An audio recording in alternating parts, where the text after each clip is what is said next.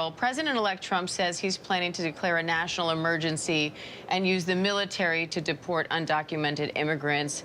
His incoming border czar says he needs resources to do that job, and I want to play you some of his comments on that. So I've been asked 1,000 times, how many people can you remove the first year? Well, how many agents do I have? How many buses do I have? How much money do I have for airplanes, right?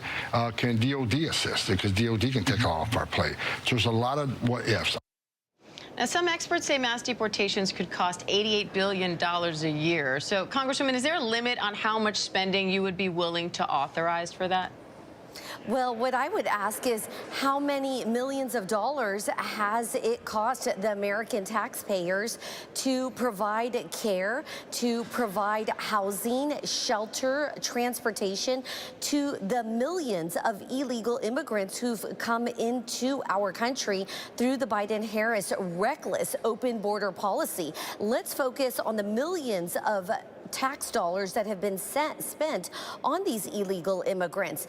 The American people sent a very loud and clear message on Election Day. They want a secure border. They want President Trump to come in and provide us the safety as Americans and in American communities that we deserve. We have seen criminals through illegal immigrants who have been criminals and caused harm to Americans, murders such as with Lincoln Riley and Jocelyn. The American people do not want this. They want a safe, secure border, and they want the deportation of criminal illegal aliens.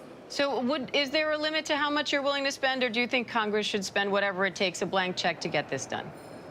Look, I think we need to utilize the resources that we have available to help deport these criminal illegal immigrants that President Trump has asked us to deport. We have a responsibility to the American people, and the American people spoke loud and clear. They do not like the reckless open borders of the Biden administration. They want deportation of these criminal immigrants, and they want it immediately after President Trump begins. Now, you represent a district in southern Texas that stretches down to the border. So what challenges are you and other border districts facing that you think makes mass deportations necessary? Is there a part of this story you think the rest of this country doesn't necessarily get?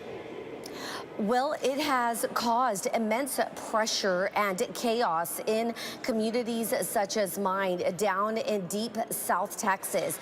It has put strain on our healthcare system. It has put strain on our local law enforcement, who's had to back up our Border Patrol and custom agents. And that's just along the border. Let's talk about cities like New York City, who has also had a tremendous strain on their local resources, on their elementary schools, grounds, recreation grounds that were once for children and then turned into camps for illegal immigrants. This has put a lot of strain on the American taxpayer, and more importantly, we're letting people in where we do not know what their intentions are. We've let criminal illegal aliens cross through our border and cause murders, have raped women.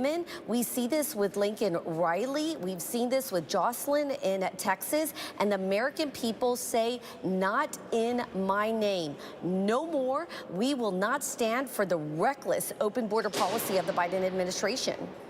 Congresswoman, Trump also ran largely on promising to ease inflation, but economists say mass deportations could send inflation spiking as millions of workers are then removed from the workforce. How concerned are you about that? Well, let's talk in truth here. The chaos of the open borders causes a strain on American companies.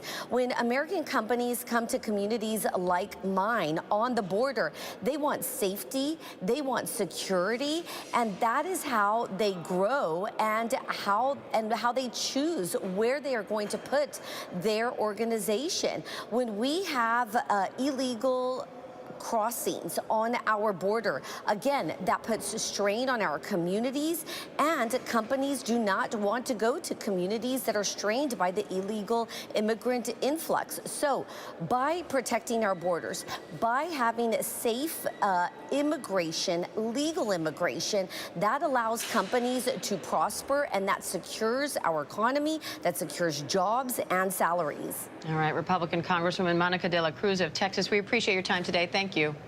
Thank you.